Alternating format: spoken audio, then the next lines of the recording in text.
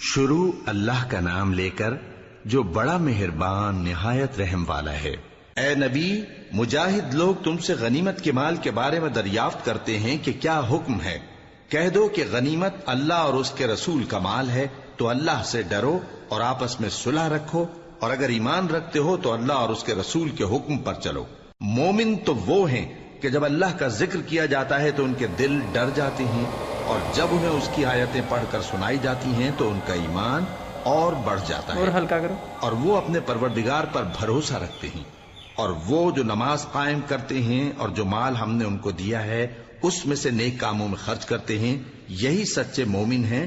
اور ان کے لیے ان کے پروردگار کے ہاں بڑے بڑے درجے ہیں اور بخشش اور عزت کی روزی ہے۔ ان لوگوں کو اپنے گھروں سے اسی طرح نکلنا چاہیے تھا جس طرح تمہارے پروردگار نے تم کو تدبیر کے ساتھ اپنے گھر سے نکالا، اور اس وقت مومنوں کی ایک جماعت ناخوش تھی، وہ لوگ حق بات میں اس کے ظاہر ہونے کے بعد تم سے جھگڑنے لگے، گویا موت کی طرف پھانکے جاتے ہیں اور اسے دیکھ رہے۔ اور اس وقت کو یاد کرو جب اللہ تم سے وعدہ کرتا تھا کہ ابو سفیان اور ابو جہل کے 2 گروہوں میں سے ایک گروہ تمہارے لیے مغلوب ہو جائے گا، اور تم چاہتے تھے کہ جو قافلہ بے شان و شوکت یعنی بے ہتھیار ہے وہ تمہارے ہاتھ آ جائے،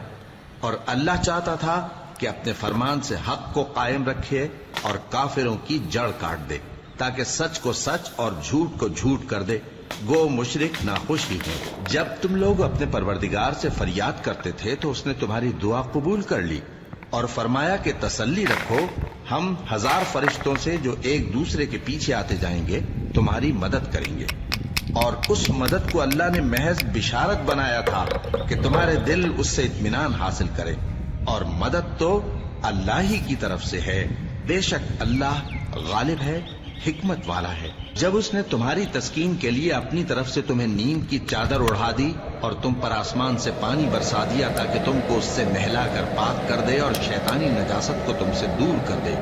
اور اس لیے بھی کہ تمہارے دلوں کو مضبوط کر دے اور اس سے تمہارے پاؤں جمائے رکھے۔ جب تمہارا پروردگار فرشتوں کو ارشاد فرماتا تھا کہ میں تمہارے ساتھ ہوں، تم مومنوں کو تسلی دو کہ ثابت قدم رہیں، میں ابھی کافروں کے دلوں میں روب و ہیبت ڈالے دیتا ہوں، سو ان کی گردنیں اڑا دو اور ان کی پور پور توڑ دو۔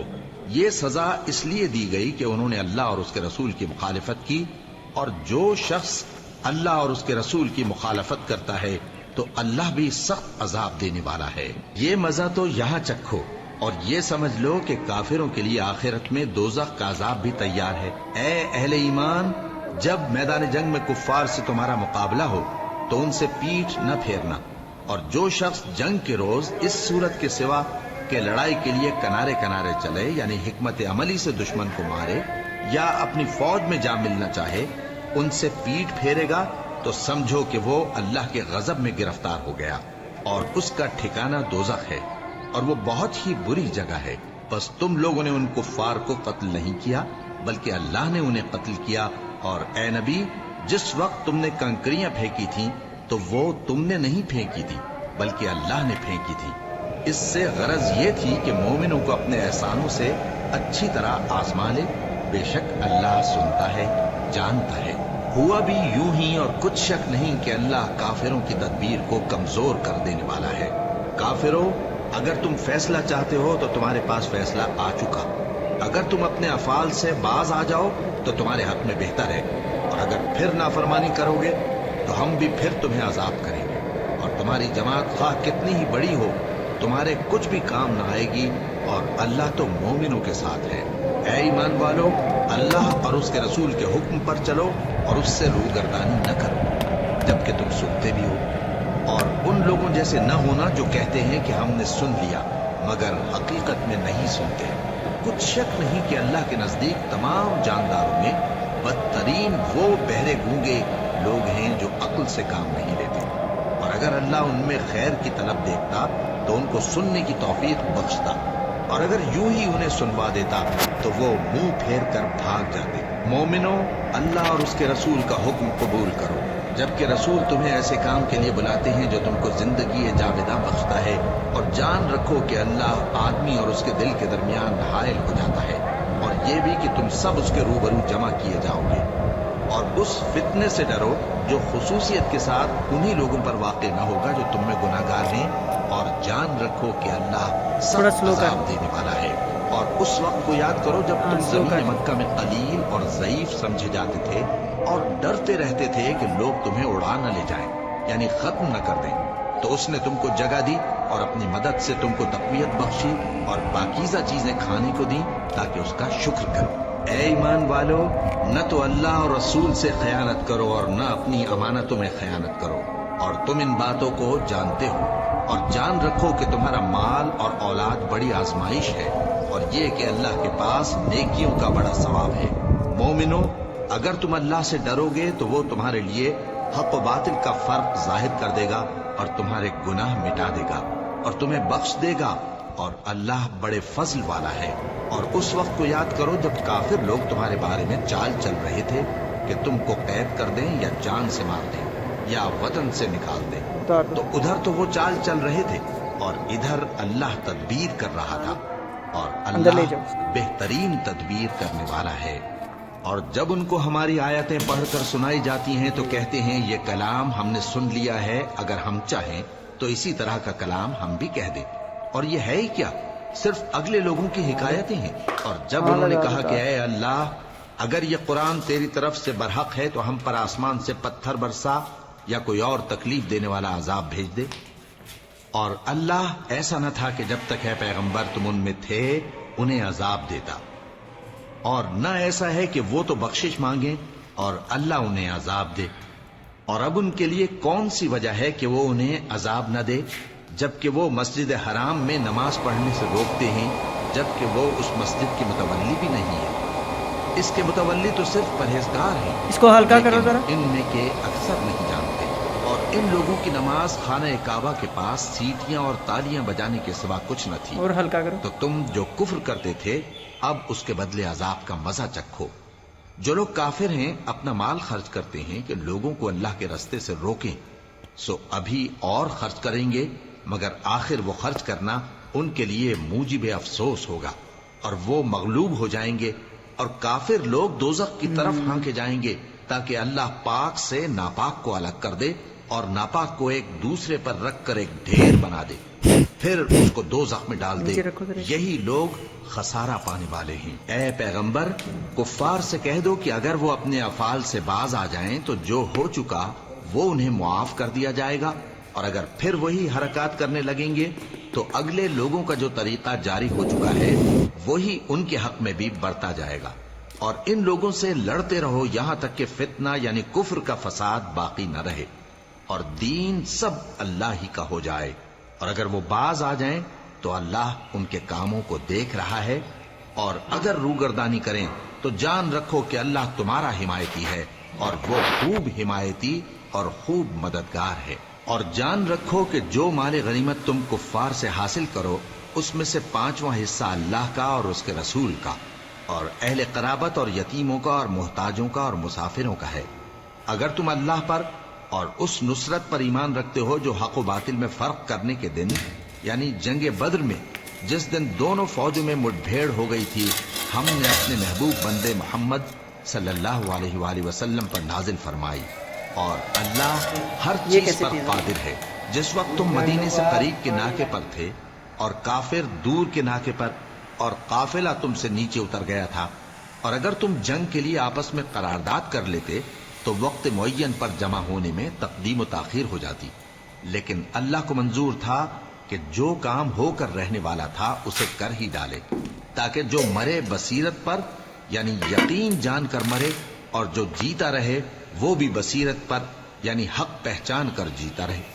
اور کچھ شک نہیں کہ اللہ سنتا ہے، جانتا ہے۔ اس وقت اللہ نے تمہیں خواب میں کافروں کو تھوڑی تعداد میں دکھایا تھا، اور اگر بہت کر کے دکھاتا تو تم لوگ جی چھوڑ دیتے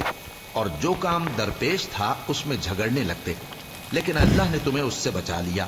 بے شک وہ سینوں کی باتوں تک سے واقف ہے۔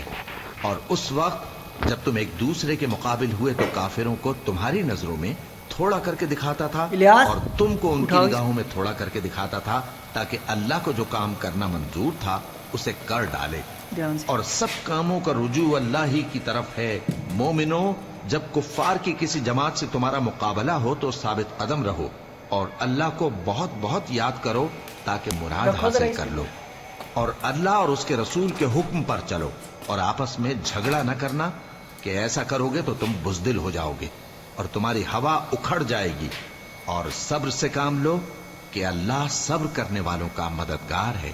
اور ان لوگوں جیسے نہ ہونا جو اتراتے ہوئے یعنی حق کا مقابلہ کرنے کے لیے اور لوگوں کو دکھانے کے لیے گھروں سے نکل آئے اور لوگوں کو اللہ کی راہ سے روکتے ہیں، اور جو اعمال یہ کرتے ہیں اللہ ان کا احاطہ کیے ہوئے ہے۔ اور جب شیطان نے ان کے اعمال ان کو آراستہ کر دکھائے اور کہا کہ آج کے دن لوگوں میں سے کوئی تم پر غالب نہ ہوگا اور میں تمہارا رفیق ہوں،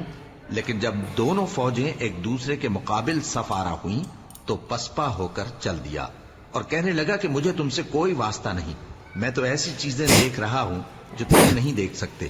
مجھے تو اللہ سے ڈر لگتا ہے اور اللہ سخت عذاب کرنے والا ہے۔ اس وقت منافق اور کافر جن کے دلوں میں بیماری تھی کہتے تھے کہ ان لوگوں کو ان کے دین نے مغرور کر رکھا ہے، اور جو شخص اللہ پر بھروسہ رکھتا ہے تو اللہ غالب ہے، حکمت والا ہے۔ اور کاش تم اس وقت کی کیفیت دیکھو جب فرشتے کافروں کی جانیں نکالتے ہیں کہ ان کے چہروں اور پیٹھوں پر مارتے جاتے ہیں اور کہتے ہیں اب آگ کے عذاب کا مزہ چکھو، یہ ان اعمال کی سزا ہے جو تمہارے ہاتھوں نے آگے بھیجی ہیں، اور یہ جان رکھو کہ اللہ بندوں پر ظلم نہیں کرتا۔ جیسا حال فرعونیوں اور ان سے پہلے لوگوں کا ہوا تھا ویسا ہی ان کا ہوا کہ انہوں نے اللہ کی آیتوں سے کفر کیا تو اللہ نے ان کے گناہوں کی سزا میں ان کو پکڑ لیا۔ بے شک اللہ زبردست ہے، سخت عذاب دینے والا ہے۔ یہ اس لیے کہ جو نعمت اللہ کسی قوم کو دیا کرتا ہے جب تک وہ خود اپنے دلوں کی حالت نہ بدل ڈالیں اللہ اسے نہیں بدلا کرتا، اور اس لیے کہ اللہ سنتا جانتا ہے۔ جیسا حال فرعونیوں اور ان سے پہلے لوگوں کا ہوا تھا ویسا ہی ان کا ہوا۔ انہوں نے اپنے پروردگار کی آیتوں کو جھٹلایا تو ہم نے ان کو ان کے گناہوں کے سبب ہلاک کر ڈالا اور فرعونیوں کو ڈبو دیا، اور وہ سب ظالم تھے۔ جانداروں میں سب سے بدتر اللہ کے نزدیک وہ لوگ ہیں جو کافر ہیں، سو وہ ایمان نہیں لاتے۔ جن لوگوں سے تم نے صلح کا عہد کیا ہے پھر وہ ہر بار اپنے عہد کو توڑ ڈالتے ہیں اور اللہ سے نہیں ڈرتے، اگر تم ان کو لڑائی میں پاؤ تو انہیں ایسی سزا دو کہ جو لوگ ان کے پس پشت وہ ان کو دیکھ کر بھاگ جائیں، عجب نہیں کہ ان کو اس سے عبرت ہو۔ اور اگر تم کو کسی قوم سے دغابازی کا خوف ہو تو ان کا عہد انہی کی طرف پھینک دو کہ اس طرح تم سب برابر ہو جاؤ۔ کچھ شک نہیں کہ اللہ دغابازوں کو دوست نہیں رکھتا، اور کافر یہ خیال ہرگز نہ کریں کہ وہ آگے نکل گئے ہیں، وہ ہمیں عاجز نہیں کر سکتے۔ اور جہاں تک ہو سکے فوج کی جمعیت کے زور سے اور گھوڑوں کے تیار رکھنے سے ان کے مقابلے کے لیے مستعد رہو کہ اس سے اللہ کے دشمنوں اور تمہارے دشمنوں اور ان کے سوا اور لوگوں پر جن کو تم نہیں جانتے اور اللہ جانتا ہے ہیبت بیٹھی رہے گی، اور تم جو کچھ اللہ کی راہ میں خرچ کرو گے اس کا ثواب تم کو پورا پورا دیا جائے گا اور تمہارا ذرا نقصان نہ کیا جائے گا۔ اور اگر یہ لوگ صلح کی طرف مائل ہوں تو تم بھی اس کی طرف مائل ہو جاؤ، اور اللہ پر بھروسہ رکھو، کچھ شک نہیں کہ وہ سب کچھ سنتا ہے جانتا ہے۔ اور اگر یہ چاہیں کہ تم کو فریب دیں تو اللہ تمہیں کفایت کرے گا، وہی تو ہے جس نے تم کو اپنی مدد سے اور مسلمانوں کی جمعیت سے تقویت بخشی اور ان کے دلوں میں الفت پیدا کر دی، اور اگر تم دنیا بھر کی دولت خرچ کرتے تب بھی ان کے دلوں میں الفت پیدا کر سکتے، مگر اللہ ہی نے ان میں الفت ڈال دی، بے شک وہ زبردست ہے، حکمت والا ہے۔ اے نبی، اللہ تم کو اور مومنوں کو جو تمہارے پیرو ہیں کافی ہے۔ اے نبی، مسلمانوں کو جہاد کی ترغیب دو۔ اگر تم میں 20 آدمی ثابت قدم رہنے والے ہوں گے تو 200 کافروں پر غالب رہیں گے، اور اگر 100 ایسے ہوں گے تو 1000 پر غالب رہیں گے، اس لیے کہ کافر ایسے لوگ ہیں کہ کچھ بھی سمجھ نہیں رکھتے۔ اب اللہ نے تم پر سے بوجھ ہلکا کر دیا اور معلوم کر لیا کہ ابھی تم میں کسی قدر کمزوری ہے، بس اگر تم میں 100 ثابت قدم رہنے والے ہوں گے تو وہ 200 پر غالب رہیں گے، اور اگر 1000 ہوں گے تو اللہ کے حکم سے 2000 پر غالب رہیں گے۔ اور اللہ ثابت قدم رہنے والوں کا مددگار ہے۔ پیغمبر کو شایع نہیں کہ اس کے قبضے میں قیدی رہیں جب تک کافروں کو قتل کر کے زمین میں کثرت سے خون نہ بہا دے۔ تم لوگ دنیا کے مال کے طالب ہو اور اللہ آخرت کی بھلائی چاہتا ہے، اور اللہ غالب ہے، حکمت والا ہے۔ اگر اللہ کا حکم پہلے نہ ہو چکا ہوتا تو جو فدیہ تم نے لیا ہے اس کے بدلے تم پر بڑا عذاب نازل ہوتا۔ اب جو مال غنیمت تمہیں ملا ہے اسے کھاؤ کہ وہ تمہارے لیے حلال طیب ہے، اور اللہ سے ڈرتے رہو، بے شک اللہ بخشنے والا ہے، مہربان ہے۔ اے پیغمبر، جو قیدی تمہارے قبضے میں یعنی گرفتار ہیں ان سے کہہ دو کہ اگر اللہ تمہارے دلوں میں نیکی معلوم کرے گا تو جو مال تم سے چھن گیا ہے اس سے بہتر تمہیں عنایت فرمائے گا، اور تمہارے گناہ بھی معاف کر دے گا، اور اللہ بخشنے والا ہے، مہربان ہے۔ اور اگر یہ لوگ تم سے دغا کرنا چاہیں گے تو یہ پہلے ہی اللہ سے دغا کر چکے ہیں، تو اس نے ان کو تمہارے قبضے میں کر دیا، اور اللہ دانا ہے، حکمت والا ہے۔ جو لوگ ایمان لائے اور جنہوں نے ہجرت کی اور اللہ کی راہ میں اپنے مال اور جان سے لڑے، وہ اور جنہوں نے ہجرت کرنے والوں کو جگہ دی اور ان کی مدد کی، وہ آپس میں ایک دوسرے کے رفیق ہیں۔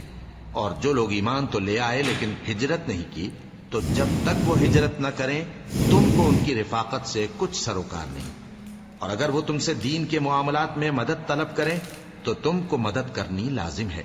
مگر ان لوگوں کے مقابلے میں کہ تم میں اور ان میں صلح کا عہد ہو مدد نہیں کرنی چاہیے، اور اللہ تمہارے سب کاموں کو دیکھ رہا ہے۔ اور جو لوگ کافر ہیں وہ بھی ایک دوسرے کے رفیق ہیں۔ تو مومنو، اگر تم یہ کام نہ کرو گے تو ملک میں فتنہ برپا ہو جائے گا اور بڑا فساد مچے گا۔ اور جو لوگ ایمان لائے اور وطن سے ہجرت کر گئے اور اللہ کی راہ میں جہاد کرتے رہے، اور جنہوں نے ہجرت کرنے والوں کو جگہ دی اور ان کی مدد کی، یہی لوگ سچے مسلمان ہیں۔ ان کے لیے اللہ کے ہاں بخشش اور عزت کی روزی ہے۔ اور جو لوگ بعد میں ایمان لائے اور وطن سے ہجرت کر گئے اور تمہارے ساتھ ہو کر جہاد کرتے رہے، وہ بھی تمہیں میں سے ہیں، اور رشتہ دار اللہ کے حکم کی روح سے ایک دوسرے کے زیادہ حقدار ہیں۔ کچھ شک نہیں کہ اللہ ہر چیز سے واقف ہے۔